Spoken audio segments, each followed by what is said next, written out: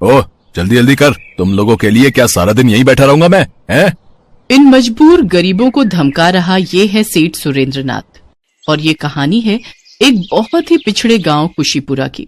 इस गांव में रहने वाले ज्यादातर लोग खेती किसानी करके ही अपना पेट पालते थे, लेकिन खेती में कई बार फसल अच्छी होती है तो कभी नुकसान भी उठाना पड़ता है। और इसी बात का फायदा उठाता था इस गांव का ही जमींदार सुरेंद्रनाथ, जो बहुत ही घमंडी और चालाक आदमी था। वो गांव के लोगों को बहुत मोटे ब्याज पर उधार देता था और फिर उनसे तगड़ी वसूली करता था।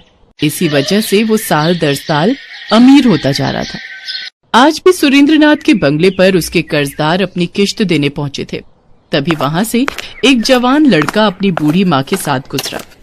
यहाँ ये लाइन क्यों लगी है बेटा? पता नहीं माँ, आप यहीं रुको, मैं पता करके आता हूँ। हो सकता है कि कोई भंडारा लगा हो तो अपना भी खाने का कुछ इंतजाम हो जाए। हाँ देखना बेटा, बहुत भूख लगी है। संदीप और उसकी माँ ने 2 दिन से कुछ नहीं खाया था। वो दोनों बहुत ही गरीब थे। खाने की तलाश में भटकते हुए ही यहाँ पहुंचे थे। संदीप ने आगे बढ़कर लाइन में लगे एक आदमी से पूछा, यहाँ क्या बट रहा है भैया? बट रहा है? ये कहो कि क्या लुट रहा है? भैया हमारा तो सब कुछ लुट रहा है यहाँ। क्या मतलब? अरे वो कुर्सी पर बैठे आदमी को देख रहे हो? उसका नाम है सेठ सुरेंद्रनाथ। वो इस गांव का जमींदार है। हम सबने किसी न किसी वजह से उससे कर्जा लिया था भैया। किसी ने बीमारी के लिए तो किसी ने खेती के लिए। मैंने अपनी बिटिया की शादी के लिए 3 साल पहले उससे कर्जा लिया था। 3 सालों में कर्जे से 2-3 गुना ज्यादा पैसे दे चुका हूँ, लेकिन उसका कर्जा है कि खत्म ही नहीं हो रहा। बड़ा पैसे वाला आदमी लगता है। अरे क्या खाक पैसे वाला है। इसके बाप के पास थोड़ी सी जमीन थी, फिर उसने कर्जे पर पैसे देना शुरू कर दिया और आज आधे से ज्यादा गांव की जमीन हड़प ली है इसने। तो आप लोग इसका विरोध क्यों नहीं करते? मत दो ना उसे पैसे। अरे पिटवाओगे क्या है? वो पीछे लठैत देख रहे हो? जो टाइम पर उसका पैसा नहीं देता है, वो अपने लठैतों से उसकी सारी हड्डी तोड़वा देता है भैया।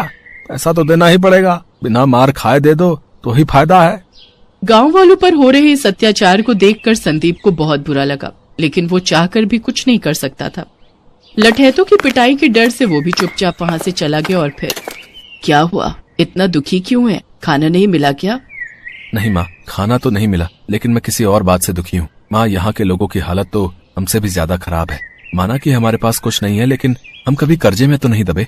पर इस गांव के सारे लोग इस जमींदार के कर्जदार हैं और वो उन पर बहुत अत्याचार कर रहा है। माँ अब चलो, छोड़ो ये सब, चलो हम यहाँ से चलते हैं। कैसी बातें कर रहा है तू? तेरे बाबा ने तुझे यही सिखाया था क्या कि किसी को मुश्किल में छोड़कर भाग जाए तू? ओहो माँ, अब बाबा की याद दिलाकर मुझे और दुखी मत करो। अरे तू इतना समझदार है, कुछ करना इन बेचारों के लिए। हमेशा हम ही लोगों की मदद करते रहते हैं, पर हमारी मदद तो कोई नहीं करता माँ।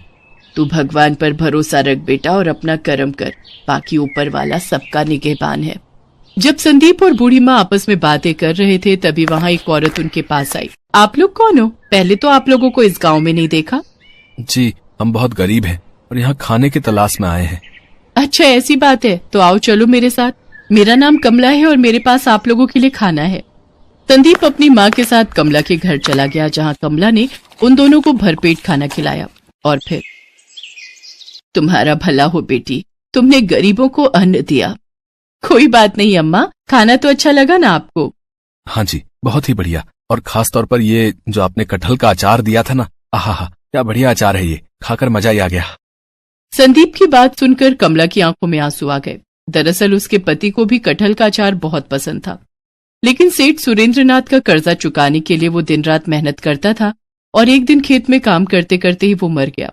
कमला उसका कर्जा नहीं चुका पाई, तो उसे मजबूरी में अपना खेत सुरेंद्रनाथ के नाम करना पड़ा। कमला की कहानी सुनकर संदीप को बहुत गुस्सा आया और उसने ठान लिया कि अब वो सुरेंद्रनाथ को सबक सिखाकर ही रहेगा। उस रात संदीप और उसकी माँ कमला के घर पर ही सोए, लेकिन संदीप की आंखों में नींद नहीं थी। वो गहरी सोच में डूबा हुआ था। और फिर, ठीक है बेटा सुरेंद्रनाथ, तूने भोले भाले गांव वालों को ठगाया ना, तो अब देख मैं तेरे साथ क्या करता हूँ, देख तू। ठीक आधी रात को संदीप उठा और सुरेंद्रनाथ के बंगले की तरफ चल दिया। संदीप ने अपना मुंह ढका हुआ था। वो छिपते छिपाते बंगले के अंदर पहुंच गया। उसने देखा कि वहां पर एक बक्सा रखा हुआ था, जिसके पास ही एक मोटा तगड़ा लठैत सो रहा था। लगता है कि इस बक्से में वही पैसा है जो आज गांव वालों से लिया गया है। कुछ सोच संदीप, कुछ सोच। कुछ देर सोचकर संदीप ने बंगले के बाहर खड़ी गाड़ी पर एक पत्थर दे मारा पत्थर की आवाज सुनकर लठैत की नींद टूट गई और वो फौरन गाड़ी की तरफ भागा। तभी मौका पाकर संदीप को बक्सा लेकर वहां से चंपत हो गया। संदीप ने जैसा सोचा था वाकई उस बक्से में बहुत सारे पैसे थे, जिन्हें बाहर निकालकर संदीप ने खाली बक्सा तालाब में फेंक दिया। इसके बाद अगले दिन वो शहर चला गया, जहां से उसने शानदार कपड़े, 2 सोने के सिक्के और एक घोड़ा खरीदा, साथ ही एक मिट्टी का बर्तन भी, जिसे उसने कमला के बनाए कटहल के अचार से पूरी तरह भर दिया। मटके का मुंह उसने लाल रंग के मखमली कपड़े से बांध दिया। संदीप के मन में पूरी योजना तैयार थी। वो शहर के खरीदे हुए कपड़ों को पहनकर अपने घोड़े पर सवार होकर वापस तालाब के किनारे पहुंचा, जहां सुरेंद्रनाथ अपने 2 लठैतों के साथ अपना बक्सा ढूंढ रहा था। तभी संदीप ने सुरेंद्रनाथ को आवाज लगाई, ए जरा इधर आओ। अबे ये कौन है बे? देखने में तो कोई नौटंकी वाला लगता है। सुनता नहीं है क्या? जादूगर विश्व प्रताप को प्रणाम कर। अच्छा, तो आप जादूगर हैं? और नहीं तो क्या। अच्छा सुनो, हम हिमालय से मीलों का सफर तय करके अपने राज्य जा रहे हैं। बहुत थक गए हैं, हम स्नान करना चाहते हैं। ये तालाब हमें बहुत ही साफ और अच्छा लग रहा है। तुम एक काम करो, हमारे इस घोड़े को पकड़ो और इसका ख्याल रखना, ठीक है? हम बस कुछ ही क्षणों में स्नान करके आते हैं। और हाँ, ये लो। संदीप ने अपनी जेब से 2 सोने के सिक्के निकाले और सुरेंद्रनाथ की तरफ फेंक दिए। सोने के सिक्के देखकर सुरेंद्रनाथ की आंखें फटी की फटी रह गई। अब उसे यकीन हो गया था कि ये कोई छोटा मोटा आदमी नहीं है। जब संदीप तालाब से नहाकर लौटा, हम खुश हुए। लाओ, हमारा मटका हमें दे दो। जी ये लीजिए। वैसे इस मटके में ऐसा क्या है जो सिर्फ इसका ध्यान रखने के लिए आपने मुझे सोने के सिक्के दे दिए? क्यों, और सिक्के चाहिए क्या? नहीं, मैं तो बस ऐसे ही पूछ रहा था। इसमें कटहल का जादुई अचार है। इसमें जिस कटहल का इस्तेमाल किया गया है वो सिर्फ हिमालय में एक खास जगह पर उगता है। मैंने अपनी तांत्रिक क्रियाओं से इस जादुई अचार को बनाया है। उस अद्भुत कटहल के इस जादुई अचार में इतनी ताकत है कि इसे खाकर कोई भी इंसान जो चाहे हासिल कर सकता है। अरे नहीं, सच में ऐसा है क्या? तुझे मेरी बात पर विश्वास नहीं? पहले मुझे भी नहीं हुआ था, लेकिन जब से मैंने ये कटहल का अचार चखा है मुझे सब मिल गया। पहले मैं बहुत गरीब था और अब मुझे किसी चीज की कमी नहीं। तुम्हें इसकी शक्ति देखनी है क्या? हाँ, देखनी है, बिल्कुल देखनी है। संदीप ने मटके में से थोड़ा सा अचार निकालकर खाया और फिर सुरेंद्रनाथ के माथे पर हाथ रखकर बोला, तो तुम्हें एक बक्से की तलाश है। वो वहां पर है, वो तालाब के उस तरफ। तुम गलत जगह ढूंढ रहे हो उसे। संदीप की बात सुनकर सुरेंद्रनाथ हैरान रह गया। उसने फौरन अपने एक लठैत को इशारा किया और उसने तालाब में छलांग लगा दी। थोड़ी देर में वो लठैत बक्सा लेकर बाहर आ गया। ये देखकर तो सुरेंद्रनाथ ने संदीप के पैर ही पकड़ लिए।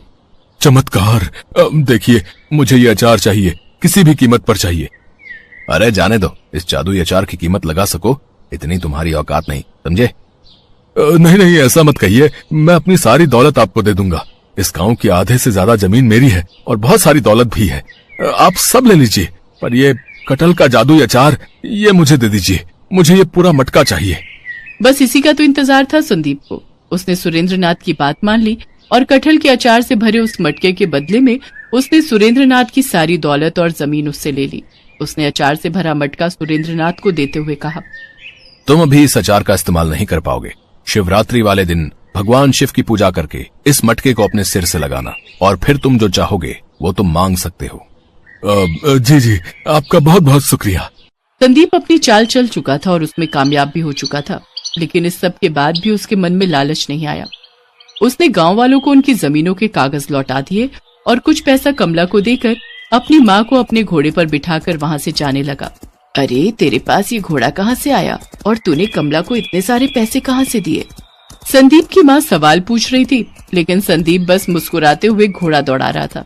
उधर गांव वाले फिर से आबाद हो गए थे और सुरेंद्रनाथ कटहल के अचार से भरा मटका लिए बस शिवरात्रि का इंतजार कर रहा था, इस बात से अनजान कि उसे सिर्फ अचार के बढ़िया स्वाद के अलावा और कुछ नहीं मिलने वाला था।